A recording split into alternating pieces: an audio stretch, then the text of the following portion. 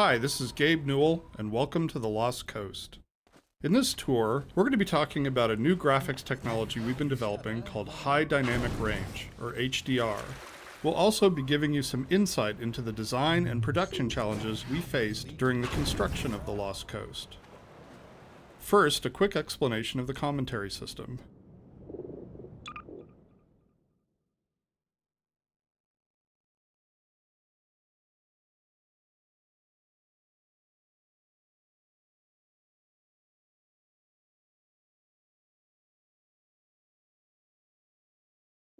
To listen to a commentary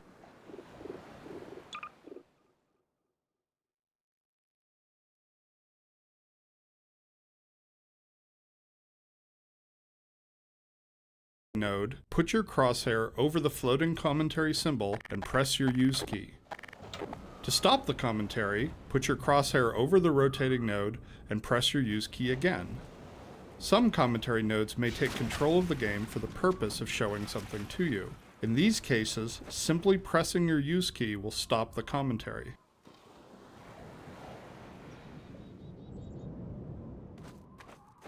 When the art team started to think about a location that would demonstrate the power of HDR, a beach was one of the first choices we made.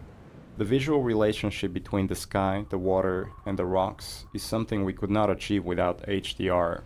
In order for high dynamic range to correctly simulate the light's interaction with the surfaces around it, like these wet rocks, we needed more precise information about the surfaces than we've had in the past. And now going forward, we're modeling textures in 3D packages to ensure that the physical information encoded in the texture allows HDR to correctly bounce light off the surface. We also designed the colors and values of each surface to ensure they will be correct across all exposure levels.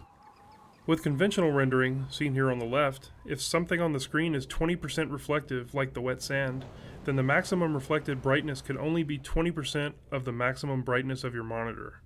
HDR's more accurate simulation of light ensures that the sun's reflection on this wet sand appears as it would in the real world, which could potentially use 100% of the maximum monitor brightness.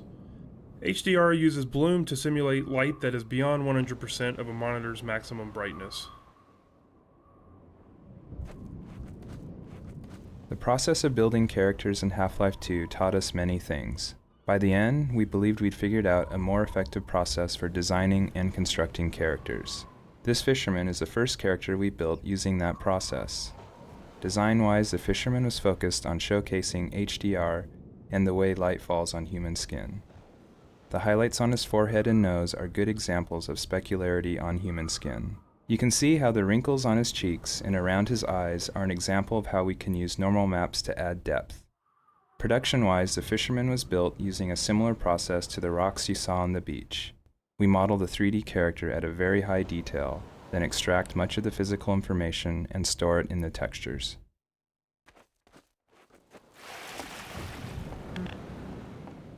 Hey! You there? Wait a minute now, aren't you? You are. You're that scientist chap, Friedman. Fishman, am I right? You must be here to take on the Combine. Not sure what one man can do, but no other reason to visit St. Olga at a time like this. I'll take you to where they made their base, or as far as I can, at any rate.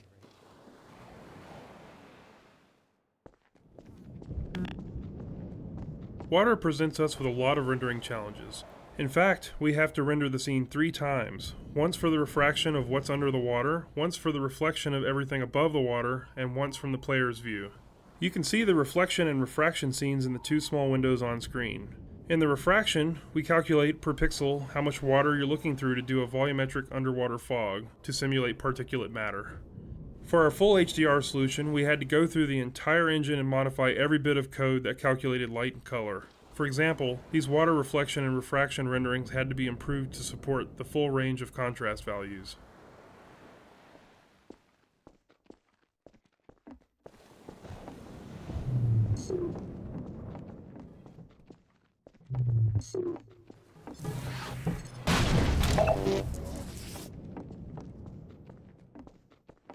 Here, now, just unlock this gate for you.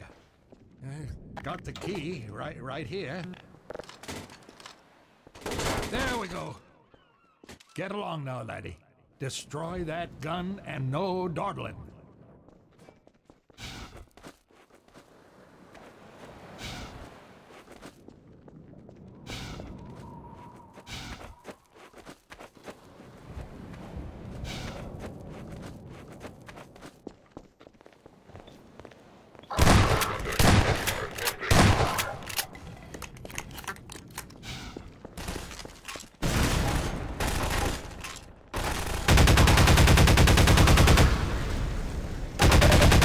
Ammunition depleted.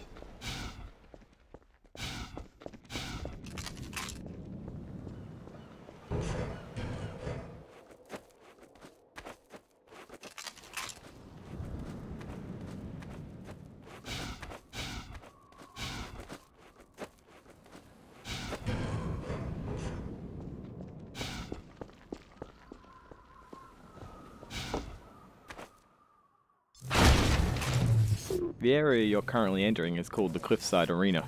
We were particularly happy with the vertical cliffside in Half-Life 1 and regretted that we didn't iterate further on that concept in Half-Life 2.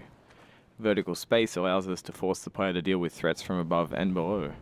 We find that players focus their view on the direction they're traveling, so by using a cliffside and having the player ascend it, we ensure that the player will look up and be prepared for enemies. If the player's path was to move past the bottom of the cliffside, it would be unlikely he would notice soldiers rappelling down from above. And dying from unknown threats never feels fair and certainly isn't fun.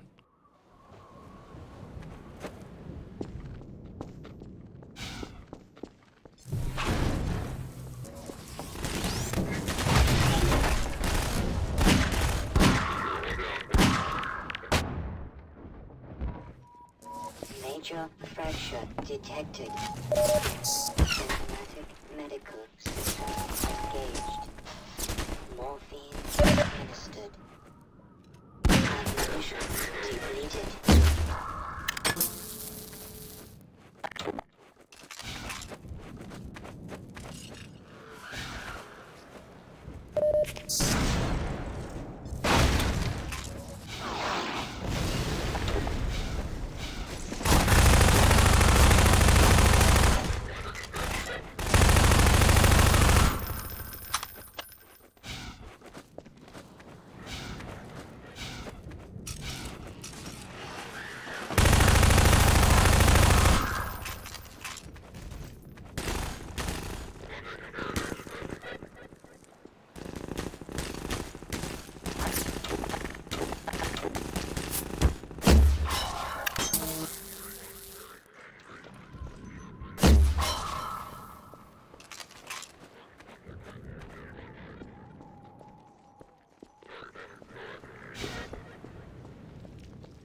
One of the features of our HDR solution is dynamic tone mapping.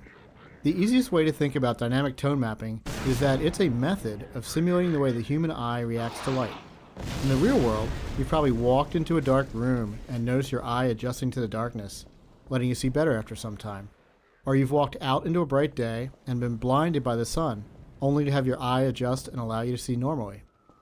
Your iris is adjusting itself in response to the amount of light hitting your eye.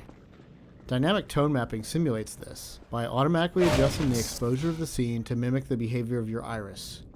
You can see this as the view moves from the dark tunnel to the bright sun and back again. Here, you can see the way we calculate the amount of light hitting the player's eyes.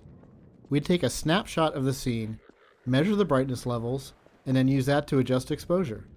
We consider light at the center of the screen more important than at the edges to better simulate the geometry of the eye.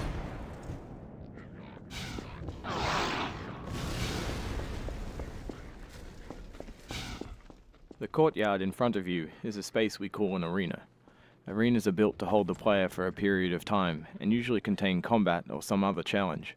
They often have multiple entry points for enemies, along with a gate of some kind to prevent the player moving on until the challenge has been completed. In this case, the arena is free of enemies until the player solves a puzzle and triggers an alarm. This is a method that allows the player to explore the arena and get a sense of its space before being forced to fight in it. It adds a sense of uneasiness to the player, who's expecting to be attacked now that they've reached the goal set for them at the start of the map. The break in the action here is also a crucial part of the level's pacing. It allows the player to recover and explore the world a little after being attacked on the way up the cliffside. The Source engine supports a wide variety of shaders. The refraction shader on the window here requires us to copy the scene to a texture, refract it, and then apply it to the window surface. To fully support HDR, every shader in the engine needed to be updated, so this refraction shader was improved to support the full range of contrast. If you viewed the sun through this window, it would be refracted correctly.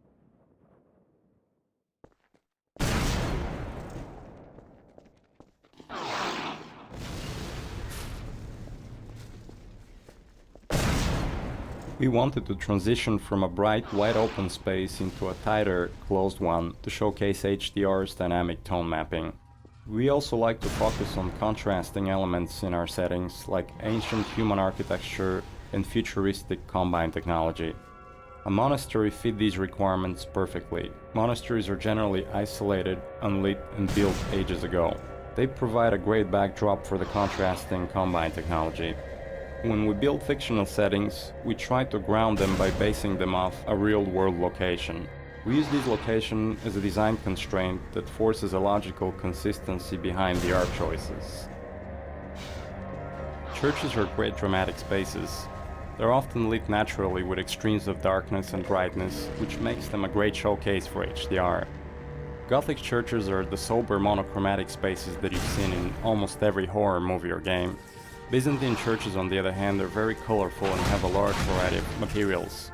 We wanted that color and material variety to show off our HDR reflections. Our games are filled with things we call gates, which are essentially just challenges that the player must overcome to drive the experience forward. We used a puzzle here since the player has been through combat and exploration recently. When we design challenges, we try to ensure that the player's goal and the action required by the player are both fun. It's not hard to create interesting goals for the player, like stopping this machine from shelling the nearby village, but the action required by the player to solve the challenge needs to be fun as well. So instead of something menial, such as hitting an off switch, the player gets to use physics to jam the gun's mechanism and cause it to break.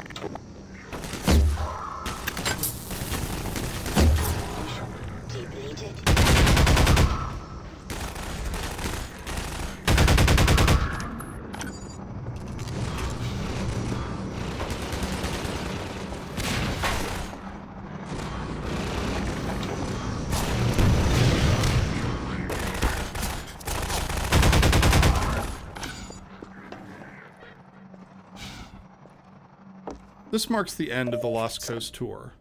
This has been an experiment on our part to see if our community would find it interesting to learn more about our development process.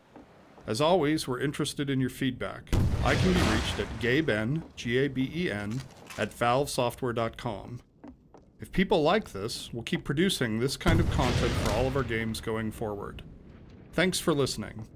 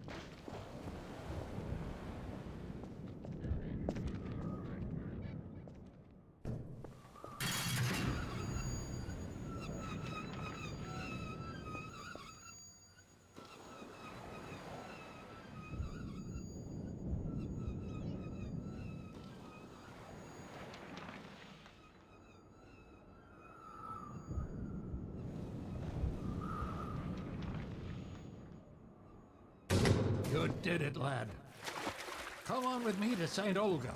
We'll celebrate this victory with a feast. I hope you like leeches. Hey, where you going? You're getting fuzzy around the edges.